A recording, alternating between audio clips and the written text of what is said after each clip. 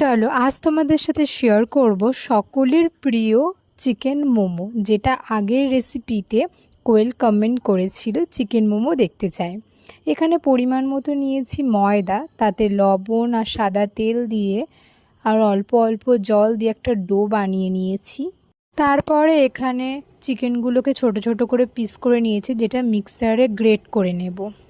তারপরে এখানে আমার চিকেনটা গ্রেট করা হয়ে গেছে। অন্যদিকে দিয়েছি পরিমাণ মতো তেল, 5 ফোড়ন, মাঝারি সাইজের পেঁয়াজ কুচি, টমেটো কুচি, 3টে কাঁচা লঙ্কা কুচি দিয়ে হালকা করে ভেজে নিয়েছি। আদা রসুনের পেস্ট দিয়েছি 1 চামচ, দিয়েছি পরিমাণ মতো লবণ, পরে দিয়ে দিয়েছি পেস্ট করা চিকেন, দিয়ে মশলাটা ভালোভাবে কষিয়ে নিয়েছি। দিয়েছি হলুদ গুঁড়ো, কাশ্মীরি লঙ্কার গুঁড়ো,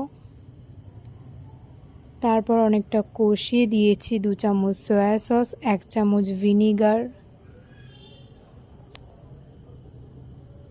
দিয়েছি 1 চামচ গোলমরিচের গুঁড়ো। এখানে রান্নাটা কিন্তু প্রায় হয়ে গেছে। লাস্টে ধনেপাতা দিয়ে 2 মিনিট নেড়ে লাবিয়ে নিয়েছি পুরটা। তারপরে ময়দাটায় ছোট ছোট করে লেচি করে রুটির মতো বড় বড় করে বেলে নিয়েছি, দিয়ে একটা বাটির সাহায্যে ছোট ছোট শেপে কেটে নিচ্ছিলাম।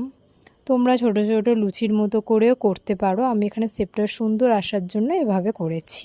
তারপরে এক এক করে আমি সব বেলে নিয়েছি। এরপর এখানে পুর ভরার পালা। এই পুর ভরাটা অনেকে বুঝতে পারো না কিভাবে করবে। ভিডিওতে আমি যেভাবে প্রসেসটা দেখাচ্ছি তোমরা সেভাবেই ঠিক করবে, তাহলে তোমাদের মোমোটাও পুরো দোকানের মতো সুন্দর দেখতে হবে। এখানে দেখো আমার মোমোটাও কতটা সুন্দর দেখতে হয়েছে।